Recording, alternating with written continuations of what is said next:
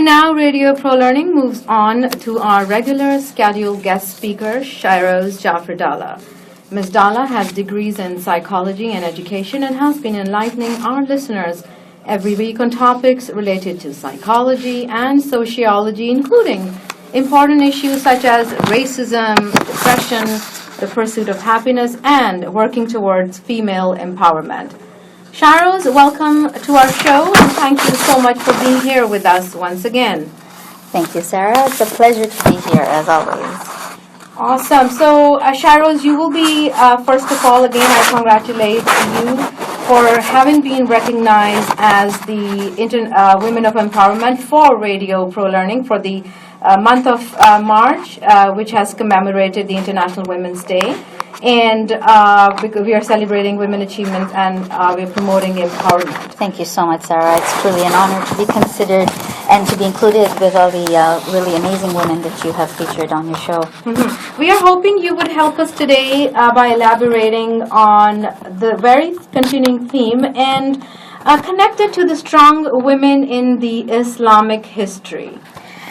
Yes, Sarah, I really found that this was something I wanted to share with our viewers because we don't often hear about powerful and strong females in religion, and especially in the religion of Islam. It's quite an interesting and fascinating topic, and since I'm a Muslim woman and I've studied Islam, it was something that I really wanted to share. The Muslim faith it is full of examples of really incredible women over time. And the Holy Quran, which is the book followed by the Muslims, mentions these women by name. One of the women that we see mentioned often, and in fact a whole chapter of the Holy Quran is named after her, is Lady Mary, the mother of Prophet Jesus. And the Quran describes her story in detail and then talks about her courage and her piety. And then we hear about the mother of Prophet Moses, the sister of Prophet Moses, the courageous and strong lady Asya, the lady who brought him up despite the great danger from her husband and the tyrant the Pharaoh.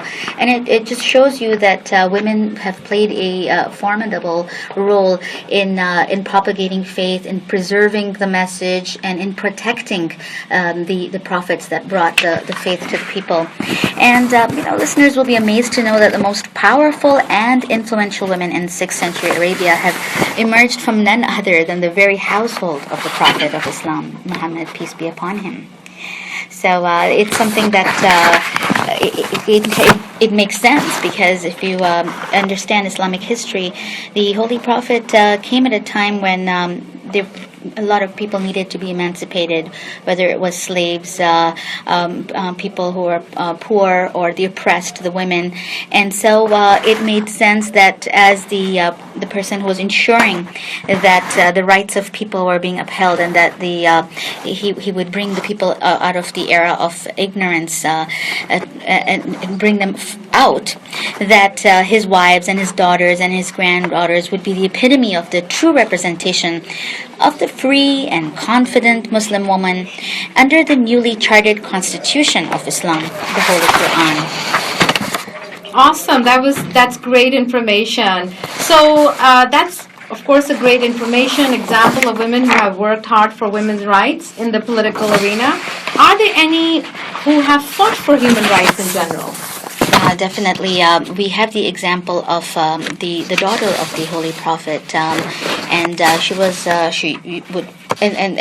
the beauty of this story is that she was a lady who was in full in veil. She was wearing the hijab, and she was quite a strong woman. And it makes sense because she was the daughter of a very, very strong woman, Lady Khadija, who was the wife of the Holy Prophet. I mentioned her last week, and she was arguably the most richest woman in Arabia, and she was a merchant in a male-dominated world of caravan trade, and she sent all these fleets of caravans out, and she was a self-assured businesswoman.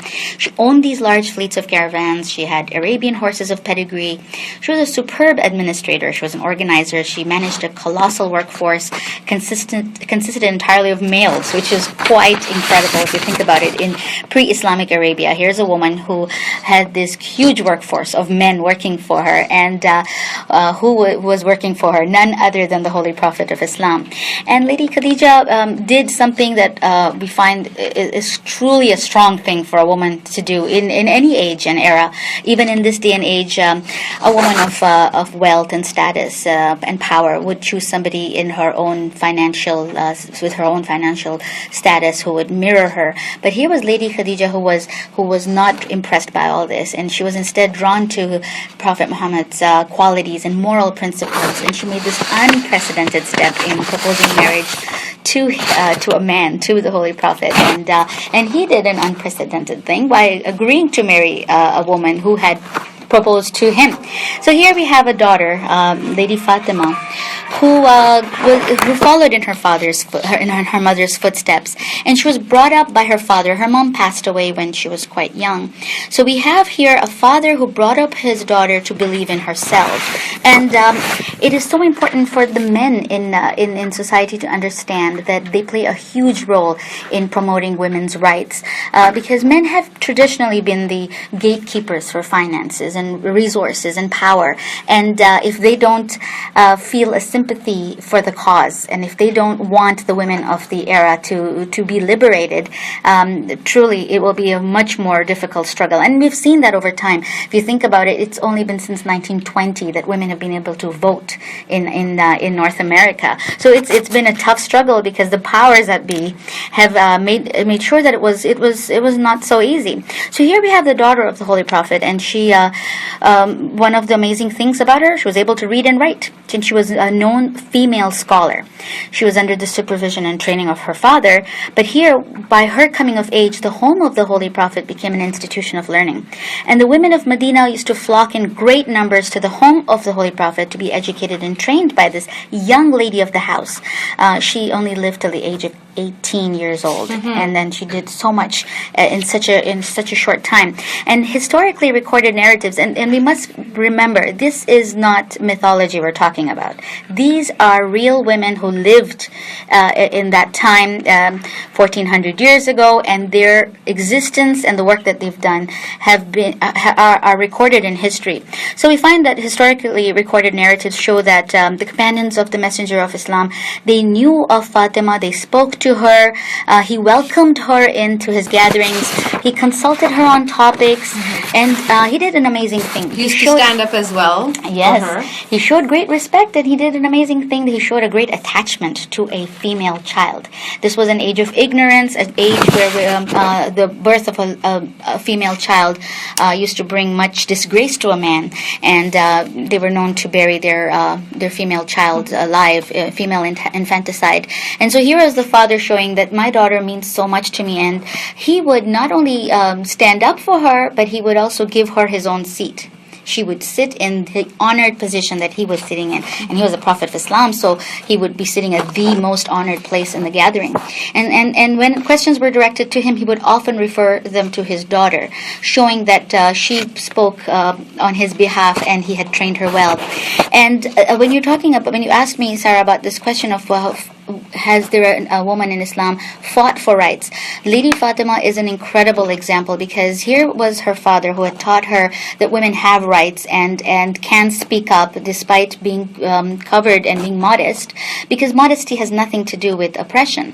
That what she did was that when her father passed away, it was an ironic turn of historic events that saw her fighting for her own right to inherit her father's land after his death. For you know that Islam brought emancipation for women by allowing women to inherit from their fathers and from their families. This is where I really wanted to ask you to elaborate that we should be telling that women have rights in Islam of inheritance, of divorce, of bearing kids on their own. So just elaborate on that and why it's interpreted so badly. Why there is a feeling that women of Islam do not have rights. However, the Prophet gave them the rights of inheritance. There are many reasons for this. Unfortunately, culture doesn't keep up with the ideology of the faith, which are really lofty values, and that if we all followed, it would truly be a utopian society. And of course, lack of knowledge, if people were only more educated. And that's why I'm so thankful to you, Sarah, for giving this topic time on your show. because we need to cause awareness, and Radio Pro Learning stands for that. And Lady Fatima, when she stood for her fight for her rights, she actually went to the court of law. She went to the court of the Caliph, who was the head of the state, and she expertly cited references from the Holy Quran upon which the governing constitutional rights for women to inherit were entirely based.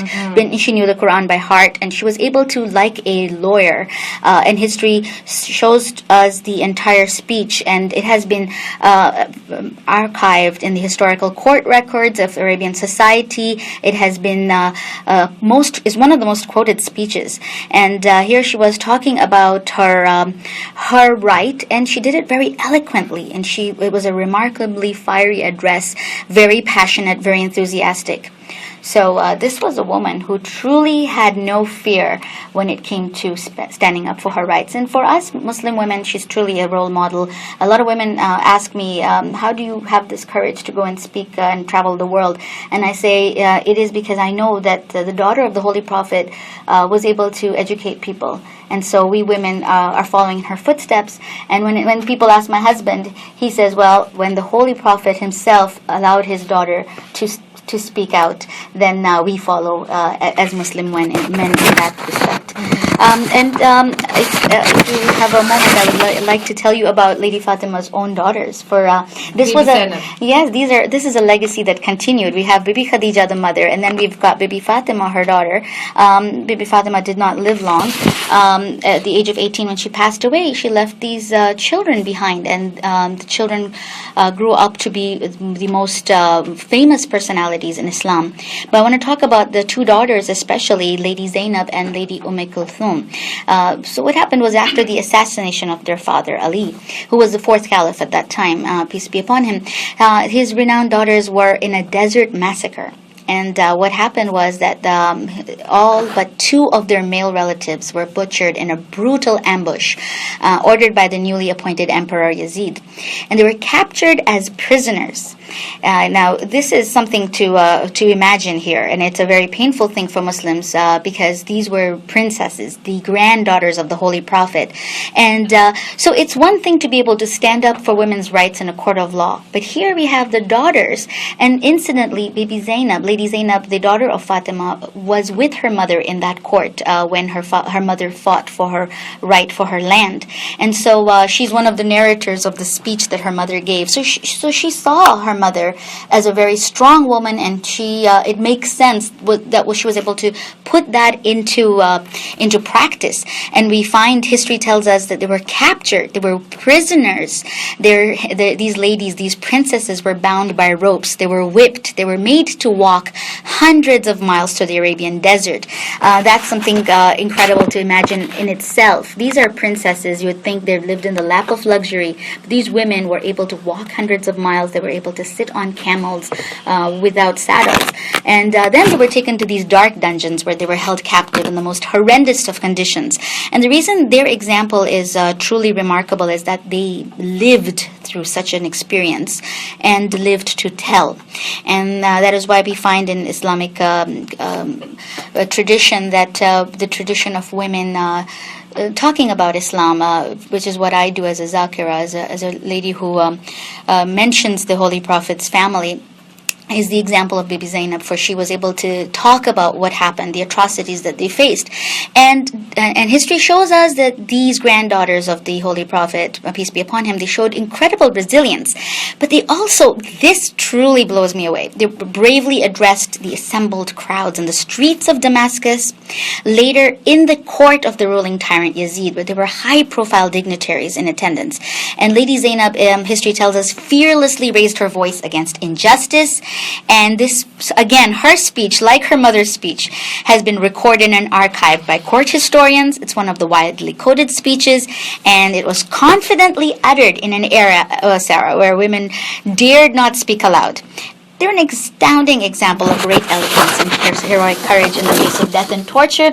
And you know what's amazing is that these women left a legacy that their stories are not just mentioned on air or in books, but their shrines are visited to this day by thousands and millions of people who brave the dangers of visiting places like Damascus. Yeah. So Lady Zainab is a true epitome of freedom of speech, of courage, of dignity, and of course showing that she had all the rights. We are talking thousands of years ago, and thank you so much, Shyrose, for enlightening us with how there are rights given to the women of Islam and how they are misinterpreted because of cultural interpretations. And we would like to talk a little bit more next Sunday, I believe the same topic, and we will elaborate how rights are given to women in Islam and how they are misinterpreted. Thank you, Shyrose, again, and we will see you next Sunday. For all chic and classy ladies out there, Nisha by Nisha Linen caters to a wide range of apparel, tops, and cardigans. For your evening wear, party wear, and just casual.